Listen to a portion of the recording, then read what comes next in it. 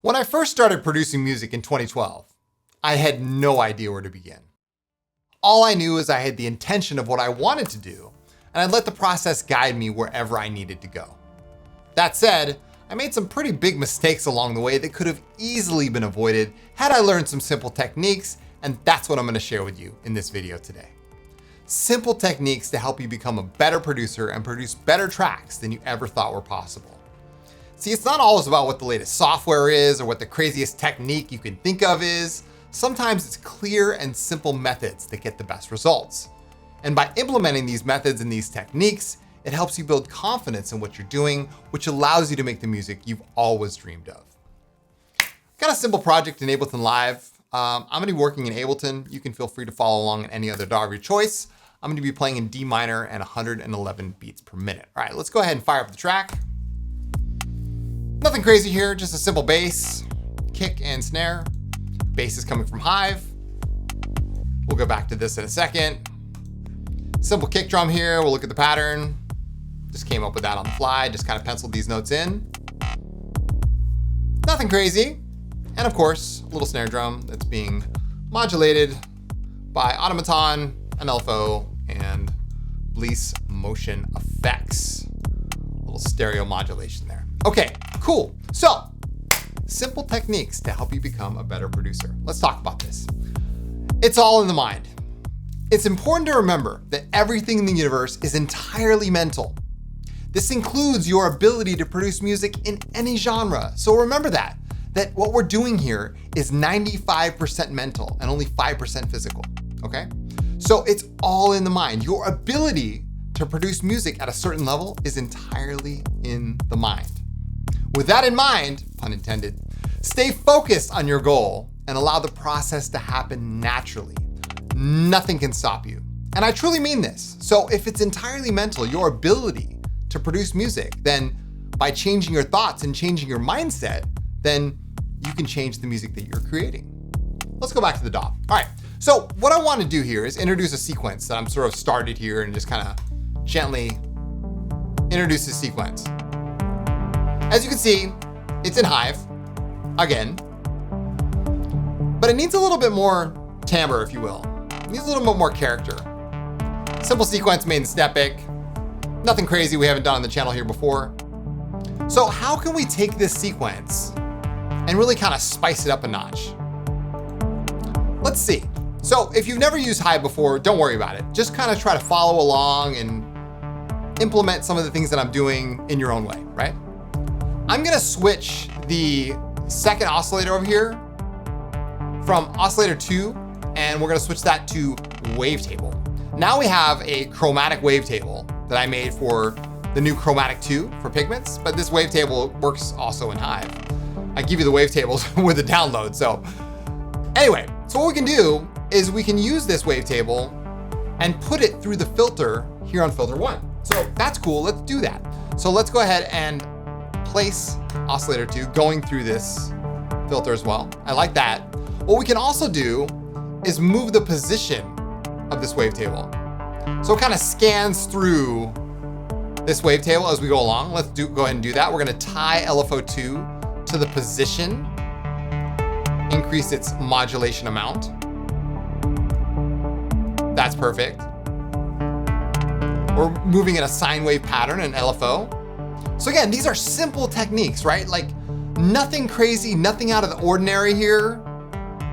We could filter these separately if we wanted to, but it's a sequence. I kind of like it, just kind of simple, basic. This LFO over here is modulating the cutoff of this. We can increase its amount a little bit. Oh yeah. Nice, nice. Velocity is also modulating the filter position over here. Beautiful, absolutely beautiful. We have a delay here and a reverb. So again, it's simple stuff, right? But let's go back to the PowerPoint. It's all in the mind. If you hear it in your head, if you believe that it's possible, it's just a mental game between you and the type of music that you want to create. So that's my first point, is it's all in the mind. So if you change your thoughts and you change the way you think about this kind of thing, then that's when the music you want to hear manifests. All right? Cool. We've established that. Point number 2, start simple and work your way up. You don't have to make the most complicated track right at the start, okay? You can simply work your way up and build towards something more complex over time. As you can hear, the track that we're working on right now is very simple. Nothing crazy, it's just like a kick, a bass, snare, sequence, nothing wild. Keep things as simple as possible at the start so you can move towards more complex arrangements, okay? I think a lot of people try to overcomplicate things at the beginning, and that's to their own detriment. So you want to keep things simple. A simple pad, a simple pluck, a simple kick, whatever it is, it doesn't matter what genre you're working in. If you keep things simple, use simple waveforms, that's when the magic happens. Back here in the DAW, let's add some percussion. I've got some hi-hats here. You can hear and see me playing on them. Nothing crazy, just hi-hats. Gathered them. I've kind of shortened up the samples. I like to do that on all my hi-hats, so I'll like shorten up the samples by a great amount. So it's just like little micro slices of these hi-hats. So you probably have as many hi-hat samples as you need. You just need to shorten them up a little bit, right, to make glitch percussion. So just a regular old hi-hat sound can be perfect. Let's go ahead and add some notes in here. I'm gonna go ahead and just kind of spray something in. Go into draw mode. There we go. Add some notes here. Try to avoid the kicks here. What we can do is hit Control 1 and 2, and that zooms us in and out.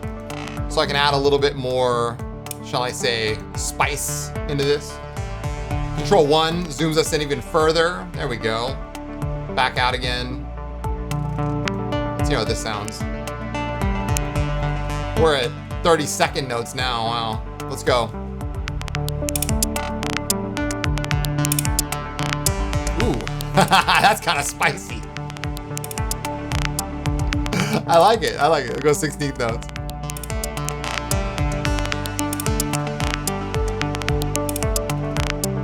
That's cool. All right. What I've also got over here, let me go and get out of the way. I've got this glitch percussion rack. Take a look at it. Automaton, LFO, microfills, auto pan, a compressor, and that's really taking this up a notch. This is on Patreon for all my ambient preset subscribers. We can adjust the rate here, adjust the pitch. Oh yeah. But again, this is not crazy stuff here. This is like right out of the ordinary. Love it. Perfect. So again, using something simple, like any old hi-hat sample that you have in your library, shortening up those samples, just using simple spray and play techniques. Nothing crazy, right? So keep things very simple at the beginning. Don't try to get too complex. As you can hear, this sequence, it's not complicated. It's straight to the point. It gets the job done. That's point number 2, all right? So I think I made that clear, is that you start simple and you work your way up, right? It doesn't need to be overcomplicated at the beginning. You can just kind of go with the flow, and then once you get into the arrangement of it, that's when things can start to get more complicated, right? We'll talk about that in a later video. All right, point number 3, you don't need the latest tools. Now this is a huge one. I know it triggers a lot of people when I say this, but you don't need the latest tools. New tools are always nice, but they're not always necessary. Learning to use the tools that you do have can be just as rewarding as purchasing new tools. I know that sounds like a paradox, especially coming from me. Like, I'm always got cool stuff to play with. I'm always showing you new stuff. But like, honestly, I love utilizing the tools that I have in my library and finding new ways to use them. I have an entire folder full of manuals, and I sit there and I read my manuals because I love it. I'm like, I don't know how to use that. How do you use this? And it doesn't matter if it's a synth, it's a multi-effect, it's a something as simple as like an EQ. Like, there's always things that I'm learning about the FabFilter products. Like, they're just deep. You know what I'm saying? So this can be just as rewarding as trying to find something new, right? New gear often leads to confusion, and you probably have something in your current arsenal that can do the same thing anyway. I can't tell you how many times I've kind of like, gone there, purchased something and been like, oh man, this is totally foreign to me. Like, it's totally confusing. And then I'm in that state of confusion rather than confidence. So you're in the opposite of how you want to feel, okay? So maybe sticking with what's familiar, but then finding a new way to use it is exactly what you need to do, okay? This is something esoteric, but I really want you guys to understand this. Gas or gear acquisition syndrome is a living entity. It's literally alive. That feeling that you have that you need that other sound, you need that next thing, that's a living entity. You can outthink it, okay? You can outthink your own gas, right? Do I really need that hydrosynth? Nah. Do I really need that iridium hardware? Nah, probably not. Do I really need that expensive synthesizer? Probably not. You could probably do exactly what you want to do with what you already have. And everyone uses all the examples, like, oh, VCV rack is free, Supermassive is free, all these other things. I mean, there's some great tools out there, but if gas is getting to you and you're like, I need something new, here's what you got, all right? Anyway, let's go back to the DAW. I want to design a pad. I'm not going to reach for something new. I'm going to go for a classic. Let's just go for a classic here, okay? I think this track needs a pad. And for that, I'm using pigments. Of course, gotta use pigments, love it. Attack, 5 seconds, okay? Maybe like 4.5 seconds. Adjust the attack curve. Decay, around the same. Lower the sustain down, up the release. We'll choose a wavetable here. You can go with the stock wavetables, doesn't matter. Pigments 4 had some cool ones, Pigments 5 has some cool ones. I'm gonna go with something that I made, of course, because I like the wavetables that I create, right? I make them in Vital. You guys have seen videos on that already. Let's go with wavetable number 7 from Chromatic, and we'll go ahead and play.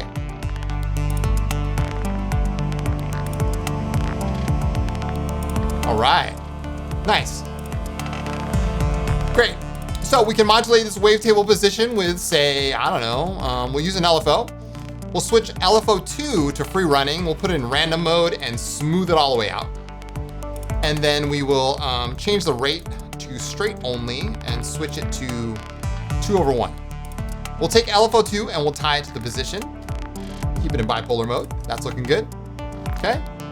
Let's add some voices of unison over here on the left-hand side. There we go. Lower the detune amount, lower the stereo spread. There we go. And we'll lower the cutoff filter down to around 1000 hertz. Perfect. Okay. Sounding good, off to a good start. What I also want to do is maybe we'll use LFO 3 here, leave it in free running, and we'll combine LFO 2 and LFO 3 and do something else with that, like move the filter or something, right? So we'll come over to the Combinate tab over here. If you've never seen the Combinate tab or you've been avoiding it like the plague, Combinate tab is very simple. All you're doing is you're combining sources of modulation to make another source. So we'll just say multiply LFO 2 with LFO 3. Perfect. Increase the amount. And look what we have there. Ooh, very nice. We have a combined LFO 2 and LFO 3 by multiplying them, okay? So we have a combinator or a combinate. We'll use that combinate now as a source of modulation on the filter itself. And again, the speed matters here. So if you want a slower LFO, you got to slow up the source, right? Because you have a source and a mod here. So that's how they explain it. That sounds good to me. We can't really hear it though, so let's go into the effects here and we will switch this to none, and we will add a multi-band compressor, increase the band over here to like somewhere around 7,000, and then we'll increase the output gain. Oh yeah, there we go. Gives a little more character. There it is, there it is. Very nice, very nice, very nice. All right. Now, as far as the bass goes, like you can add a simple oscillator. I like to use a triangle, change the output and just kind of lower the output a little bit. Gives it a little more rigidity, a little more solidity to that. Now, for engine number 2, you have options here because you already have a pad sound. Let's go ahead and just kind of solo this pad for a second. This is what we've created so far. So it's, you know, relatively simple, nothing crazy.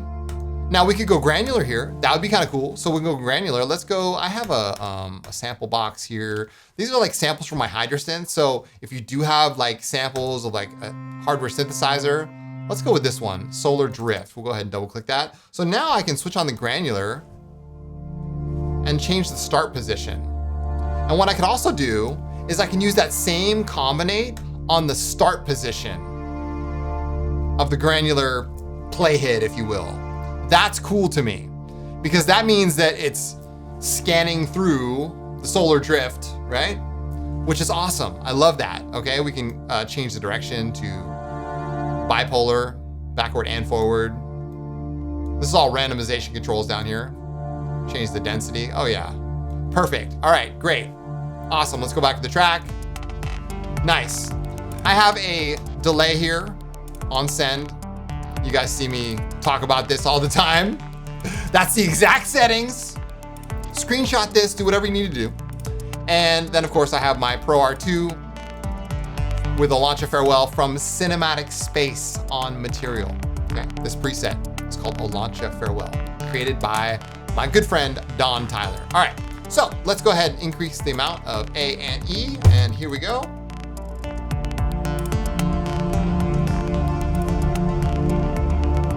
Oh yeah. Very nice, very nice, very nice. I love it. So again, we've got a sub oscillator here. We got this wavetable. We got the granular engine working. Everything is looking good here. Love it. Let's go ahead and lay in some notes. Nothing too crazy here. We'll go ahead and put an 8-bar MIDI clip in.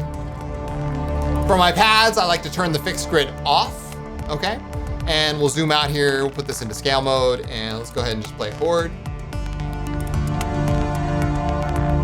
There we go, lay in some notes. Nothing crazy.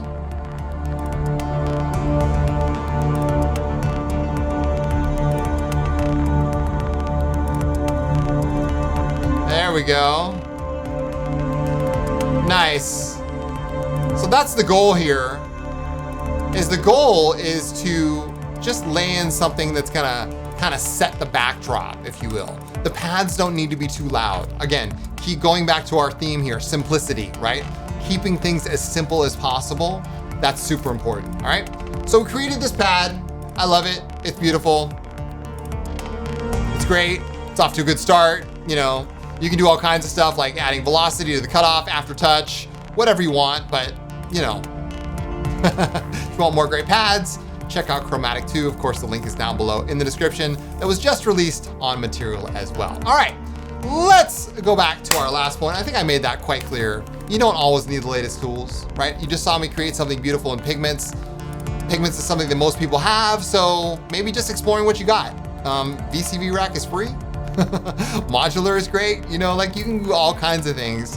Virtual modular, not real modular. That's a rabbit hole. But, you know, there's options out there for you, all right? Point number 4, keep going until it's done, okay? One of my biggest setbacks that I had when I was first starting out is I could never finish my tracks. I'd give up when it got too hard and I'd simply just start over and start something new. Don't let this happen to you, all right? Learn to push yourself forward when things get difficult, and this goes for anything in life. You gotta learn to push forward.